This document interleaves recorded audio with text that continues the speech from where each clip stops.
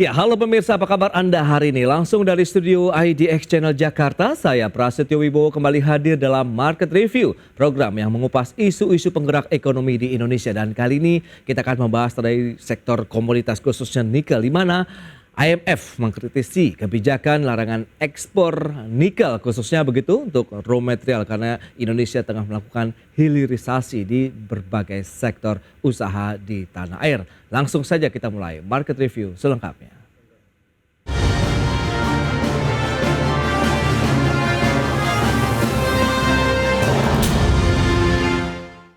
International Monetary Fund mengkritik kebijakan larangan ekspor nikel yang dilakukan oleh pemerintah Indonesia. Adapun beberapa poin yang menjadi catatan IMF yakni adanya potensi pendapatan negara yang hilang seperti pajak ekspor.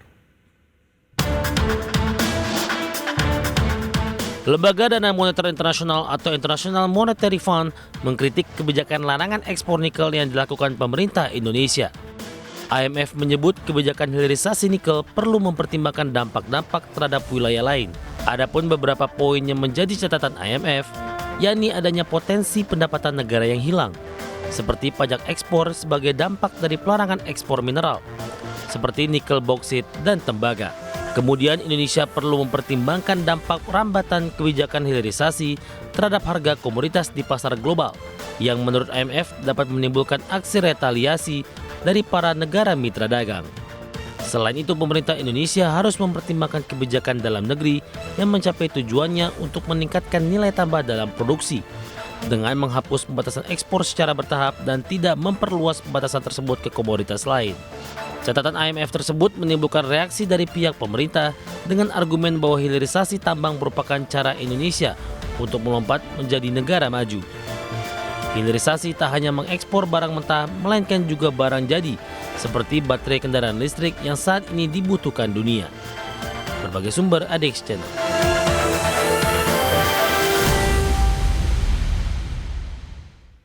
Ya, Menteri Investasi Bahlil Lahadalia menyatakan sikap keras terhadap IMF usai meminta Indonesia membuka kembali keran ekspor nikel dan bahan mineral lainnya. Menurut Bahlil, permintaan yang disampaikan IMF kepada Presiden Joko Widodo tersebut tidak berdasarkan logika alias ngawur. Pasalnya bisa mengganggu kedaulatan bangsa Indonesia. Menteri Investasi Bahlil Lahadalia menyampaikan bahwa International Monetary Fund menerapkan standar ganda terkait larangan ekspor komoditas yang tengah dilakukan oleh Indonesia, utamanya komoditas nikel. Bahlil mengatakan IMF mendukung tujuan hilirisasi untuk mendorong transformasi struktural dan penciptaan nilai tambah serta lapangan kerja. Namun IMF menentang kebijakan larangan ekspor. Menurut Bahlil, pemikiran tersebut sangatlah keliru. Pasalnya, IMF sendiri mengakui kalau pertumbuhan ekonomi dan neraca perdagangan Indonesia dalam kondisi yang baik. Selain itu, Bahlil juga membantah pernyataan IMF yang mengatakan bahwa kebijakan larangan ekspor menimbulkan kerugian bagi penerima negara. Jadi IMF jangan dia ngomongnya ngaur-ngaur gitu. Yang kedua, dengan hasil hilirisasi ini, surplus neraca perdagangan kita sudah sampai dengan 25 bulan sekarang ini. Dan neraca pembayaran kita juga mengalami perbaikan dan bahkan terjadi surplus. Ini akibat apa? Hilirisasi. Yang berikut, nilai tambah. Katanya pendapatan negara nggak dapat. Tahu nggak teman-teman? 2021, 2022, alhamdulillah target pendapatan negara tercapai terus. Bahlil mencontohkan ekspor komoditas nikel Indonesia di 2017 hingga 2018 itu hanya sebesar 3,3 miliar US dollar. Begitu bahan mentah nikel dilarang ekspor dan dilakukan hilirisasi, nilai ekspor Indonesia meningkat 10 kali lipat menjadi 30 miliar US dollar. Jakarta, Ade Firmansyah, IDX Channel.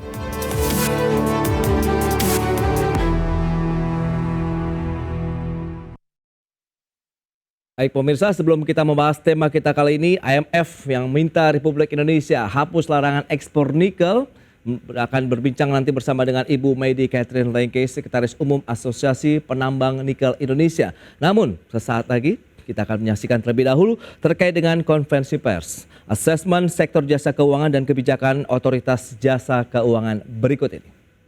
Dari bulan April 2023 turun dari 4,3% sebesar.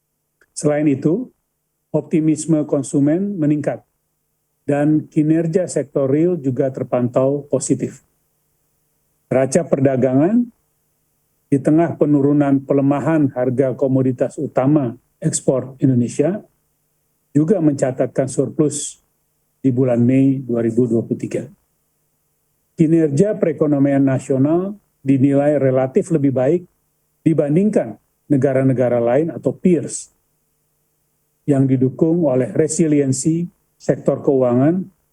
Hal itu tercatat bagian dari rilis laporan artikel 4 consultation oleh IMF. Kinerja positif perekonomian turut didukung oleh stabilitas sistem keuangan yang solid. Dalam rilis laporan yang sama oleh IMF, hasil Global Bank Stress Test menunjukkan dalam skenario ekonomi memburuk, stabilitas sistem keuangan Indonesia tetap dapat terjaga baik dengan buffer permodalan dan likuiditas perbankan yang dimiliki diperkirakan mampu menyerap risiko yang muncul. Sejalan dengan pemulihan ekonomi yang terus berlangsung, kinerja korporasi turut terangkat. Asesmen OJK sampai dengan kuartal pertama 2023 menunjukkan jumlah korporasi dalam tekanan yang sempat meningkat selama pandemi dan bahkan meninggalkan scaring effect atau luka memar yang cukup dalam untuk beberapa sektor telah menunjukkan semakin menurun. OJK mendukung transisi yang baik ataupun smooth dari era pandemi dengan melakukan normalisasi kebijakan secara bertahap sehingga tidak menimbulkan guncangan yang sering dikenal dengan cliff effect. Kebijakan ini akan ditempuh secara terukur sehingga tidak menimbulkan moral hazard. OJK juga telah meminta perbankan dan perusahaan pembiayaan untuk terus membentuk pencadangan yang memadai guna mengantisipasi berbagai ketidakpastian yang bersumber dari perekonomian global ke depan. Terima kasih Pak Ketua. Untuk selanjutnya kami persilahkan Pak Inarno Jayadi untuk menyampaikan update perkembangan pasar modal Indonesia. Silakan Pak Inarno. Terima kasih Bu Kiki. Selamat pagi rekan-rekan media yang saya hormati. Saya akan menjelaskan mengenai perkembangan pasar modal. Di tengah pasar keuangan global yang bergerak mix, pasar saham di Juni 2023 menguat sebesar 0,43% month to date ke level 6.606. Baik pemirsa, demikian informasi yang kami sampaikan terkait dengan konferensi pers, asesmen sektor jasa keuangan dan kebijakan dari otoritas jasa keuangan yang masih mencermati kondisi keuangan di global dan juga tentunya di dalam negeri. Baik pemirsa, langsung saja kita akan ulas bahas tema kita kali ini terkait dengan bagaimana kritikan yang dilakukan IMF terhadap kebijakan larangan ekspor komoditas nikel Indonesia. Kita langsung terhubung melalui Zoom bersama dengan Ibu Medi Catherine Lengke. Beliau adalah Sekretaris Umum Asosiasi Penambang Nikel Indonesia. Halo, selamat pagi Ibu Medi. Selamat pagi Mas Pras, apa kabar? Kabar baik, salam sehat juga Ibu Medi. Dan terima kasih atas waktu yang disempatkan. Menarik dan sedang menjadi perbincangan hangat belakangan ini begitu ya. Kritikan begitu yang disampaikan IMF terhadap kebijakan larangan ekspor nikel. Dari kacamata APNI seperti apa? Ya, Mas Pras, sebenarnya sih kalau kita melihat apa yang disampaikan oleh Pak Bahlil sih ada benarnya juga ya, bahwa IMF kok kepo banget ya, sudah 3 tahun baru kali ini datang, kenapa nggak dari awal? Kalau Oke. bahasa kami para pengusaha, kenapa nggak dari tahun 2020 pada saat kita digugat oleh WTO, gitu kan? Kan di Betul. awal tahun 2020 kita digugat karena pelarangan ekspor. Ya. Nah, IMF di mana pada saat itu? Kenapa hadir dan mulai bercuap-cuap saat ini di saat Indonesia sudah melakukan yang namanya keberhasilan hilirisasi nikel.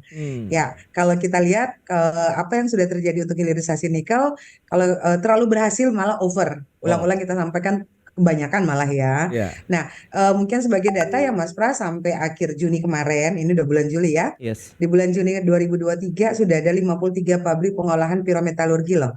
Wow. Pabrik pengolahan pirometalurgi sudah ada 53 badan usaha dan itu berdiri 179 furnace. Banyak banget lah itu ya. 179 furnace ini menghasilkan yang namanya NPI, ferronikel, sampai ke nickel matte.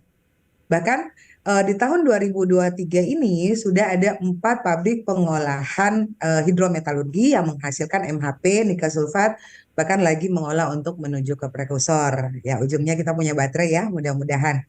Nah, dari keberhasilan hilirisasi ini, kenapa saat ini baru IMF datang untuk menyampaikan ada pembatasan? Apakah ini khusus nikel atau tujuan IMF ini untuk mineral lain yang sebenarnya bulan kemarin kan bauksit juga sudah dilarang ekspor ya, dan nanti akan ada pembatasan atau pelarangan ekspor untuk bahan baku atau biji-biji raw material yang mineral lain. Nah, kita tidak tahu nih, saya belum baca detail juga. Tapi kalau untuk nikel, kayaknya nggak make sense deh. Kalau misalnya saat ini sudah kita berhasil, sudah banyak pabrik pengolahan, kemudian malah yang kita khawatir kita kurang nih cadangannya kalau terlalu banyak, terus nanti kita mau ekspor. Kayaknya ini nggak make sense banget ya. Gimana kita dukung dong hilirisasi di sini, gitu. Oke, berarti memang langkah tepat juga yang diambil pemerintah begitu, bahwa kita harus maju terus begitu Bu Medi untuk hilirisasi, karena Anda katakan sudah terbukti bahkan over capacity begitu ya, kaitannya dengan hasil hilirisasi begitu, berarti menandakan keberhasilan Indonesia untuk melakukan hilirisasi di komoditas nikel sejauh ini. Betul. Oke, nah lantas bagaimana langkah-langkah yang perlu disikapi berikutnya dari pelaku usaha maupun pemerintah? Apakah kita harus kembali lagi memperkuat supaya kita semakin solid begitu, Medi? Tahan dulu jawabannya, kita akan bahas nanti di segmen berikutnya Bu Medi. Baik pemirsa, jangan beranjak dari tempat Anda, kami masih akan segera kembali sesaat lagi.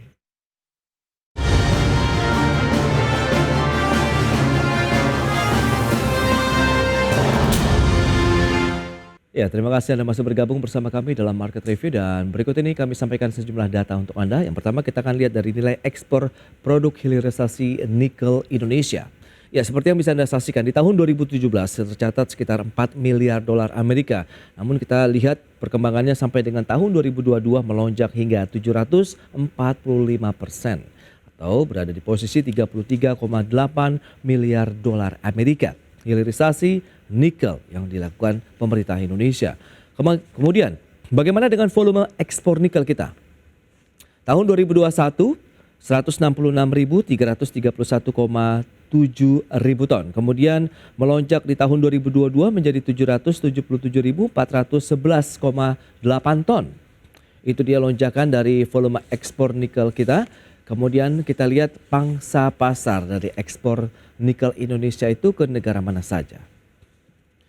Yang pertama China, 4,49 miliar dolar Amerika nilainya. Kemudian Jepang, Korea Selatan, dan Malaysia. Lantas ada proyeksi kerugian nilai ekspor ilegal biji nikel ini yang kita lihat. Tahun 2021 48 juta dolar, kemudian tahun 2022 masih ada bocoran juga menjadi 54,6 juta dolar Amerika. Baik, kita akan lanjutkan kembali perbincangan bersama dengan Ibu Medi Catherine Lengke, Sekretaris Umum APNI. Baik, Bu Medi, kita akan lanjutkan kembali berdasarkan data yang tadi sudah disampaikan. Nampaknya memang hilirisasi kita ini berhasil begitu ya, mengangkat dari sisi nilai ekspor, kemudian juga dari volume ekspornya juga mengalami peningkatan. Bagaimana dengan lonjakan 745% dari tahun 2017 sampai dengan 2022? Berarti on the track, sesuai dengan harapankah atau bagaimana dengan kritikan yang diajukan, dilontarkan IMF ini, Bu Medi? Ya, Mas Pras, sebenarnya kalau kita lihat dari data statistik tadi ya, dan kenyataan di lapangan sih, tadi di awal saya sudah sampaikan Iya. bahwa keberhasilan hilirisasi nikel saat ini sudah over. Hmm. Dan itu dibuktikan dengan peningkatan nilai ekspor dari hasil olahan nikel. Iya. Sekali lagi ya, hasil olahan nikel ya, NPI, ferronikel, nickel matte, bahkan sudah ada MHP dan nikel sulfat tahun ini. Nah, dari hasil olahan itu, yang tadi saya sudah sebutkan bahwa 179 furnace yang sudah menghasilkan nikel pick iron, Oke. sampai ferronikel, sampai ke nickel matte. Berarti itu kan bisa dikalkulasikan berapa sih nilai ekspor dari hasil olahan nikel di Indonesia. Iya. Kemudian yang baru juga kita bangga, bulan kemarin baru saja kita mengekspor yang namanya nikel sulfat pertama. Ya, pertama hasil olahan dari Indonesia untuk ke prekursor sampai ke baterai. Nilai investasi untuk dari 179 furnace yang tadi yang saya sudah sebutkan, kemudian dengan nikel sulfat atau hidrometalurgi kan tentu nilai investasi yang besar banget ya. Nah, ini juga nanti di tahun ini akan ada 4 pabrik baru loh yang akan mulai commissioning. Ya, Oke. belum produksi tapi baru commissioning. Nah, kondisi-kondisi ini di mana seluruh produk olahan nikel itu diekspor tadi sudah disebutkan ya, mayoritas masih ke Cina ya. Ya. Kemudian ya ada ke negara Asia lain. Sayangnya kok masih Asia ya, belum ke Eropa atau ke Amerika Oke. ya. Nah, mudah-mudahan sih pangsa pasar Eropa dan Amerika juga sudah nanti akan mengambil produk olahan nikel dari Indonesia. Cuma kembali lagi Mas Pras, apa yang kita lakukan ini, keberhasilan hilirisasi ini tentu harus diperhatikan juga faktor-faktor di dalam atau faktor-faktor internal. Bagaimana sih proses hulu dan hilir ini terjalin, kemudian tata Oke. kelolanya, tata niaganya. Dan perlu diketahui Mas Pras, kalau saya bilang sih saat ini harga nikel lagi drop banget ya, lagi turun jauh. Kalau kita sampaikan, pabrik juga lagi bleeding kalau kita bisa sampaikan lagi berdarah. Kenapa? Karena harga mineral nikel, komoditas nikel saat ini lagi lumayan drop, ya, Oke. lagi turun. Walaupun produksi naik, tapi harga lagi turun.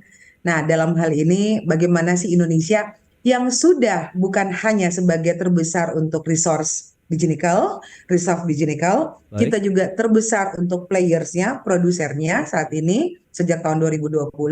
Nah, sudah waktunya Indonesia punya yang namanya Indonesia Nickel Price Index dong. Jangan kita Oke. berpatok kepada London ya, karena Ya, basis ya. selama ini kan London Metal Exchange atau Shanghai Metal Exchange. Betul, Kok betul. negara lain mulu ya yang punya price? Terus kapan dong kita punya price dan pride? Nah, ini sudah mulai kita gaungkan dan pemerintah sangat amat setuju bahwa kali ini Indonesia harus punya Indonesia Nickel Price Index. Itu dia. Minimal kan mulai nikel ya. Jadi punya Ya, price ya, dan ya. punya pride. Paling Baik. penting punya brand sendiri. Seberapa penting kehadiran Indonesia Nickel Index ini kalau misalnya dikatakan kan beberapa waktu lalu juga ada komoditas CPO yang sudah dibentuk lagi Ya. untuk harganya untuk yang menggunakan Indonesia begitu ya.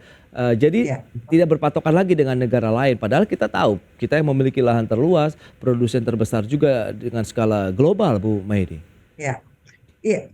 Sebenarnya Mas Pras ini berkaca kepada apa yang sudah terjadi di lokal dulu ya. Ini ide muncul karena terjadi perbedaan dari hulu ke hilir. Ya, Oke. penambang dengan pabrik selalu terjadi konflik. Nah, kenapa? Karena harga patokan mineral biji nikel yang APNI publish setiap bulan setelah ditandatangani oleh Menteri SDM Oke. itu berdasarkan 3 bulan terakhir average London Metal Exchange ya. Ingat 3 bulan terakhir average ya, Iya. London Metal Exchange baru dikali dengan formulasi yang sudah kita sepakati di tahun 2017 ke 2020. Nah, sedangkan nikel olahan Indonesia seperti NPI, ferronikel atau apapun itu kan sebagian besar yang tadi sudah didata juga mayoritas ke negara Cina. Nah, mereka menggunakan harga yang namanya harga Shanghai atau Shanghai Metals Market. Sedangkan harga Shanghai Metals Market adalah harga on spot. Ya, Oke. kalau tadi biji nikel harga average 3 bulan, Iya, iya. kalau ini harga on spot. Tentu terjadi gap yang luar biasa Mas Pras. Jadi Betul. kalau kami perhitung bulan-bulan kemarin ya, sekitar bulan Juni kemarin ada gap sekitar 30-35% antara biji nikel ya yang tadi menggunakan basis LME dengan nikel olahan yang menggunakan harga China. Nah, Oke. dasar itulah yang kita sampaikan, ini mau sampai kapan konflik internal nih? Kita nih bangga di luar atas keberhasilan hilirisasi, tapi kok di dalam rumah sendiri masih ribut nih antara hulu dan hilir. Pertama mengenai terkait perbedaan harga, Ya. kedua mengenai tata kelolanya, terus ketiga mengenai bagaimana pelaksanaan good mining practice dan penerapan ESG, Environmental Social Governance, sehingga kita nanti tidak di-reject oleh yang namanya ARA atau Amerika Insentif Pajak Amerika. Nah, hal-hal ini yang sedang kita diskusikan dan kita mencari jalan keluar, dan pemerintah sangat setuju. Indonesia sudah waktunya mempunyai yang namanya Indonesia Price, Indonesia Pride. Ini kebanggaan kita, gitu Mas Pras. Baik, Biar nggak terjadi Indonesia. konflik mulu, gitu Iya, loh iya, di iya. dalam. Parameternya apa saja yang perlu digunakan, kemudian infrastruktur apa saja yang harus disiapkan Ibu Medi kalau memang kita ingin membentuk Indonesia Price Index untuk komoditas nikel? Tahan dulu jawabannya, kita akan jeda kembali sebentar. Dan pemirsa, tetaplah bersama kami.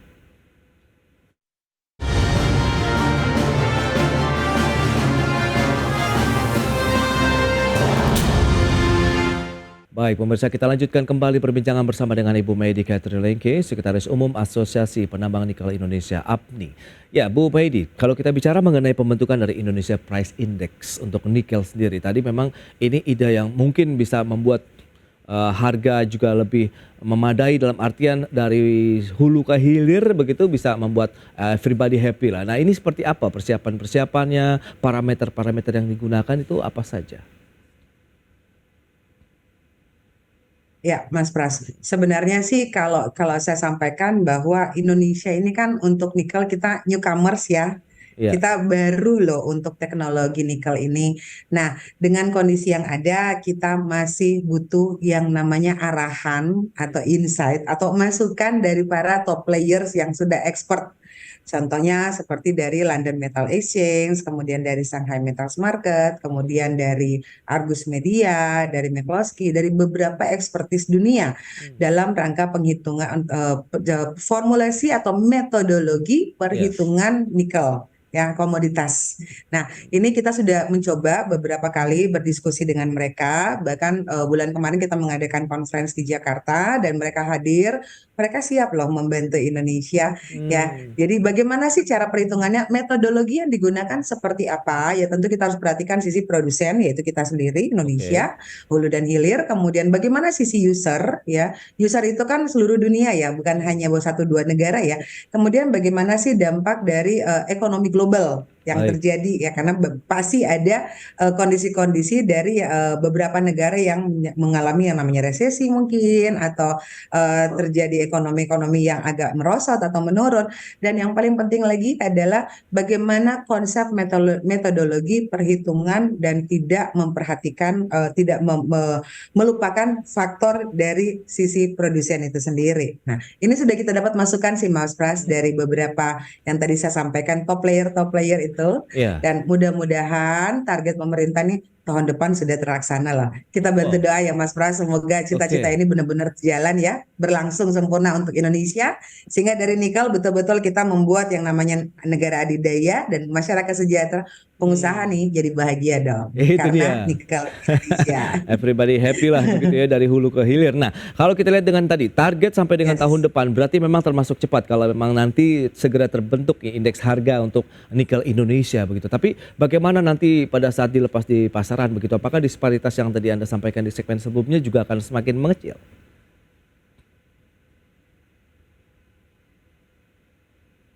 Halo? Ya. Ya, Halo? jadi ya, Mas Pras, sebenarnya sih kalau kita ini kan yang tadi saya sudah sampaikan, bagaimana kita berkaca dan meminta masukan dari para ekspertis-ekspertis itu, ya, metodologi yang sebenarnya seperti apa sih, dan apakah nanti pada saat penentuan Indonesia Nickel Price Index ini market dunia itu terima nggak? Ya kan, dan yang paling penting dulu marketnya dulu ya. Dan inti dari semuanya itu adalah dari seluruh olahan nikel ini, bagaimana produk itu menjadi namanya end product. Ya, selama ini kan kita masih dalam posisi intermediate ya, NPI, ferronikel, MHP, nikel sulfat. Indonesia belum ada yang namanya end product seperti baterai ya. Kemudian EV ya. Mudah-mudahan ke depannya kita punya baterai made in Indonesia, kemudian kita punya EV made in Indonesia, dan saya kemarin baru balik dari Moskow Mas Pras, dan saya melihat langsung yang namanya electric boat. electric boat, dan saya mencoba, wah saya cuma ngebayangin ini kalau buat di Indonesia dengan 17.000 pulau ini sangat huge market loh ya, dan pasti jadi ngirit kita berbicara green energy dan seluruh bahan baku ada di Indonesia. Kenapa nggak mungkin kita buat di Indonesia? Bukan hanya EV tapi electric boat juga itu bisa kita buat di Indonesia. Nah kalau semua sudah end to end ya, dari hulu sampai end, bener-bener end product ya, bukan hilirisasi tapi intermediate, tapi end product ada di Indonesia. Saya rasa akan lebih mudah dalam rangka perhitungan metodologi untuk harga dari nikel olahan, dari nikel bahan baku sampai ke nikel produk nantinya. Terakhir Ibu Medi, Mudah-mudahan diterima. Ya, optimisme Anda terhadap tadi kebijakan-kebijakan dan hilirisasi industri nikel kita begitu di tengah beberapa kritikan yang dilantarkan banyak pihak begitu dari global tentunya terkait dengan kebijakan ini. Ya, sebenarnya itu tadi saya bilang Mas Pras, pembenahan dulu ya. Kita di dalam ini jangan cuma kita menggaungkan kita berhasil, tapi ya sama seperti dalam rumah tangga pasti ada ribut-ributnya ya. Kita di dalam rumah tangga kita sendiri nih, hulu dan hilir, penambang dan pabrik nih masih aja ada konflik. Nah, konflik-konflik ini yang harus kita lakukan pembenahan sehingga kita mantep gitu loh untuk berkaca ke depan. Kita sangat berhasil. Dan yang paling penting lagi bagaimana pelaksanaan good mining practice, tata kelola yang benar, kemudian tata niaga sehingga benar-benar penerimaan negara, pertumbuhan ekonomi, dampak positif dari hasil hilirisasi ini terjadi. Masyarakat juga betul-betul menikmati apa yang namanya hilirisasi, keberhasilan hilirisasi bukan hanya dinikmati oleh segelintir orang, segelintir pihak-pihak saja, tapi yang paling penting masyarakat. Kembali lagi tadi, masyarakat sejahtera. Jadi negara kita bisa lebih adidaya dari nikel. Pelaksanaannya, kemudian ESG-nya, environmental, social governance harus betul-betul diterapkan sehingga nanti anak cucu kita untuk lingkungan kita tidak kenapa-napa, kita baik-baik saja untuk lingkungan kita tidak tercemar. Kemudian sosial untuk masyarakat sekitar, dan yang paling penting pelaksanaan good governance untuk memberikan kenyamanan dan kepastian dan keamanan untuk investasi di Indonesia. Baik, itu dia luar biasa ya. Tujuannya memang yang paling utama adalah kesejahteraan masyarakat Indonesia. Jadi tidak dinikmati oleh segelintir orang saja di industri komoditas nikel khususnya. Baik, Ibu Medi, terima kasih banyak atas waktu dan sharing yang sudah Anda sampaikan kepada pemirsa pada hari ini. Selamat melanjutkan aktivitas Anda kembali dan salam sehat Bu Medi. Makasih Mas Pras, salam sehat selalu, selamat siang. Selamat siang. Baik pemirsa, jangan beranjak dari tempat Anda karena sesaat lagi kami masih akan kembali dengan tema menarik lainnya terkait dengan ORI 23, pilihan investasi menarik investor retail. Sesaat lagi.